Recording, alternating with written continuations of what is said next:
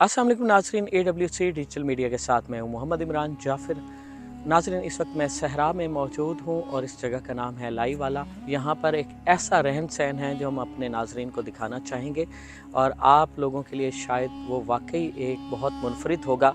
तो आगाज़ करते हैं। आप मेरे पीछे ये देखिएगा, ये मकामी लोग जो सहराई लोग हैं, ये उनकी रिहाइश गाहें हैं। इनको मकामी ज़ुबान में गोपा कहते हैं और ये मैं एक गोपे के अंदर मैं इस वक्त जा रहा हूँ। ये अगर आप देखें तो ये एक मुर्गियों का दड़बा है। उसके बाद ये इस घर की एंट्रेंस है और हम जैसे ही आगे बढ़ेंगे तो ये घर का सेहन कंपाउंड आ गया और यहाँ पे उन लोगों के रहन सहन की अक्कासी हो रही है कि ये एक बाउंड्री वाल इसी तरह कुदरती माहौल में सूखी लकड़ियों से ये तैयार की हुई बहुत खूबसूरत बाउंड्री वाल है। और फिर हम इस साइड पे आएँ तो यहाँ पे ये उनका कह लें एक छोटा सा किचन है जिसको मकामी ज़बान में चूल्हा चुल्हाना या इस तरह का नाम दिया जाता है। और इसके अलावा जो है यहाँ पर एक सिस्टम बना हुआ है, ग़ालिबन ये उन्होंने वाशरूम का सिस्टम बनाया हुआ होगा।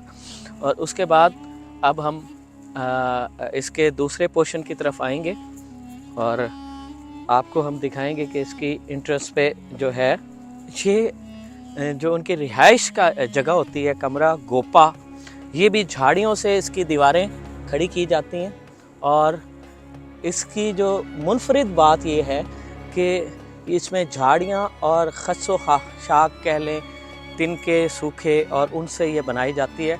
और ये छतें कोई प्लस्तर शुदा नहीं होती, ना ही इन पे कोई लेमिनेशन होती है। अगर बारिश आए तो डायरेक्ट ही इससे अंदर आती है। तो एक दफ़ा इसी सफ़र के दौरान मैंने यहाँ के मकामी लोगों से पूछा था कि इसकी क्या मंतक है, तो उनका ये कहना था कि वो पानी की शदीद किल्लत का जो है वो शिकार होते हैं और जब भी आसमान से पानी बरसता है वो उसको वेलकम कहते हैं और वो चाहते हैं कि उन तक पानी बग़ैर किसी रुकावट के पहुँचे। और ये जो खस से या इन झाड़ियों से बने हुए घर हैं, ये बुनियादी तौर पर गर्मियों में ठंडक फराहम करते हैं और नीचे इसके रेत ही होती है फ़र्श में। और ये चूँकि रेत छाँव में ठंडी रहती है, इस वजह से ये ठंडे होते हैं। बाकी अगर बारिश आ जाए तो जो है वो इसमें डायरेक्ट आती है।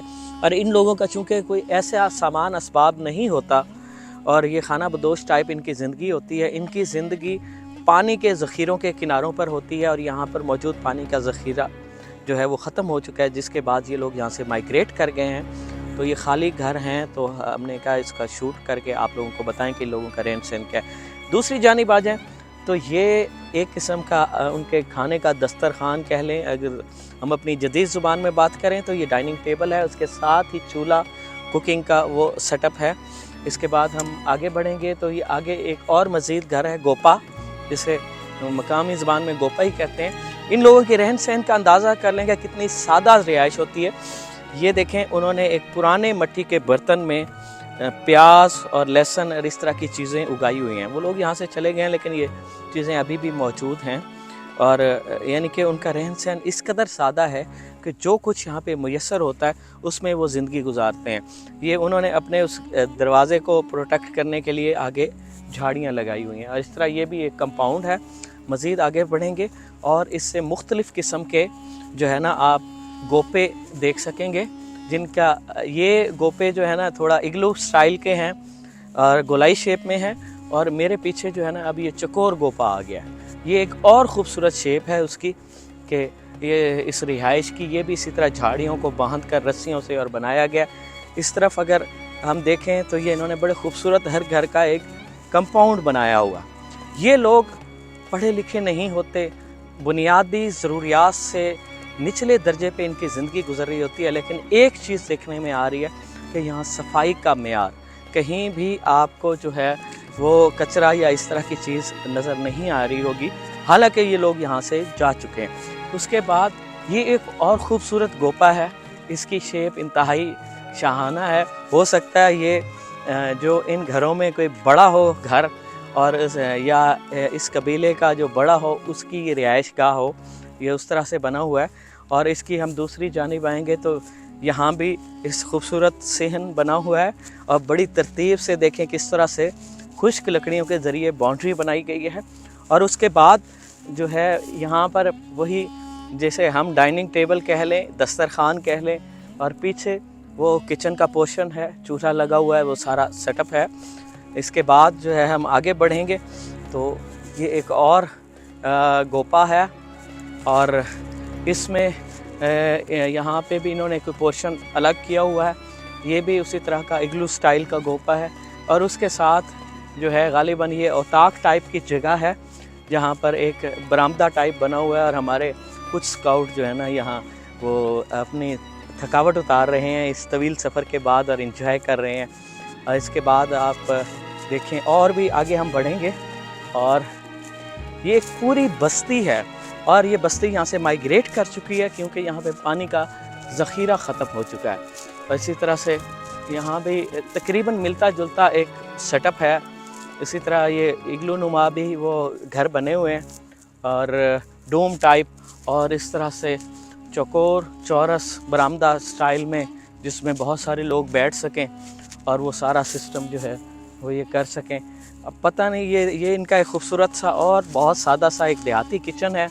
आप ये देखें यहाँ पे चूल्हा भी लगा हुआ है और एक छोटा सा तंदूर भी लगाया हुआ है बहुत खूबसूरत सा। और मतलब यहाँ इनके खाने पकाने की सरगर्मियाँ होती हैं। इन लोगों का खाना पकाना भी बहुत सादा होता है। यहाँ पे कोई जिस तरह से शहरों में हमें मुख्तलिफ़ मसाला जात मुयस्सर होते हैं और लजीज़ खाने और इस बारबेक्यू और मुख्तलिफ़ फूड पॉइंट्स होते हैं, यहाँ कोई फूड पॉइंट नहीं होता, बहुत सादा खाना होता है। ज़्यादातर ये लोग रोटियां पका के दूध के साथ खा लेते हैं। सालन का इनके यहाँ रिवाज कम होता है, सादा ग़िज़ा होती है जो इन्हें सेहतमंद रखती है। इसी तरह ये इस घर का जो है वो दस्तरखान कह लें, उसके बैठने की जगह कह लें, वहाँ पे उसका किचन बना हुआ है और इसी तरह ये इसका कंपाउंड है। और इधर गालिबन इन्होंने भी कुछ एक तंदूर भी लगा हुआ है और तंदूर के साथ कुछ पौधे शौधे उगाने का सिस्टम भी वो किया होगा। और मैं भी अच्छा इन चीज़ों को इन लोगों ने जाते हुए कवर करके गए हैं इस तरह झाड़ियों से। ये एक देख लें कि उनकी बूदोबाश और उनके रहन सहन एक बहुत मुनफरिद दुनिया है।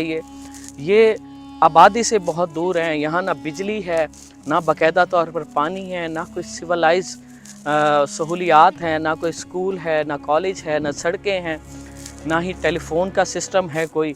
यहाँ पर आने के बाद तमाम मोबाइल कम्युनिकेशन सब कुछ ऑफ हो जाता है। हम लोग भी इस वक्त अपने मोबाइल हमारे सिर्फ टार्च जलाने के काम आते हैं इस एरिए में, इसके अलावा हम उनसे कोई कॉल का सिलसिला नहीं कर सकते। ये पीछे एक और घर का सेटअप है और इस तरह से देखें हम अब घरों से बाहर जाते हैं तो अपने घरों को लॉक करके जाते हैं। जो यहाँ की आबादी है ये यहाँ से जब माइग्रेट हुई है तो ये जो है इन्होंने अपने घरों को इस तरह से बंद किया हुआ है। उसके बाद ये एक खूबसूरत सा और किचन है और उसके साथ मुर्गियों का दड़बा है और यहाँ पे भी देखो इन्होंने इसको कवर किया हुआ है। तो यहाँ ये एक छोटी सी बस्ती का इख्तिताम हो जाता है। उससे बाहर एक और छोटी सी जगह है, या वो दुकान होगी या कोई भी इनका कारोबारी मरकज़ होगा। और जो है ये एक थोड़ा सा मैंने अक्स दिखाया है कि हम लोग अल्लाह ताला की नेमतों का शुक्र अदा नहीं करते। हम लोग शहरों में रहते हैं, हमारे पास सब कुछ मौजूद होता है, मगर यहाँ पर रहने वाले जो लोग हैं वो इन तमाम बुनियादी सहूलियात से जो हैं वो बिल्कुल ही नाबल्द हैं। लेकिन उसके बावजूद ये लोग हमारे लिए बहुत अहम काम सर अंजाम देते हैं। ये गलाबानी करते हैं, मवेशी पालते हैं और ये जो हमारा ख़ित्ता है चोलिस्तान, ये दूध और गोश्त का एक बहुत बड़ा प्रोड्यूसर है। मगर यहाँ पर जदीद सहूलियात ना होने की बिना पर ये लोग गुर्बत की लकीर से भी नीचे ज़िंदगी गुजारने पर मजबूर हैं। तो ये एक इस ज़िंदगी का अक्स था। इससे मुआजना कीजिए अपनी ज़िंदगियों का और अल्लाह का शुक्र अदा कीजिए कि हम जिस माहौल में रह रहे हैं, हम कितने खूबसूरत माहौल में रह रहे हैं। हमें इलाज मुआलजे की हर चीज़ की सहूलियात मुयस्सर हैं। शायद इन लोगों का कोई अगर मरीज़ भी बीमार हो जाता होगा तो कई दिनों का पैदल सफ़र करके ये हॉस्पिटल तक पहुंच सकते होंगे। अव्वल तो ये चूँकि सादा ग़िज़ाएँ खाते हैं, इनके यहाँ बीमारी नहीं होती, लेकिन फिर भी इंसान है, इंसान के साथ ये मामलात जुड़े हैं। तो ये एक खूबसूरत सा वीडियो मैंने आप लोगों के लिए शूट किया। ये हमारे लिए इबरत का भी मकाम है, हमारे लिए सबक आमोज़ भी है, हमारे लिए मशअल राह भी है।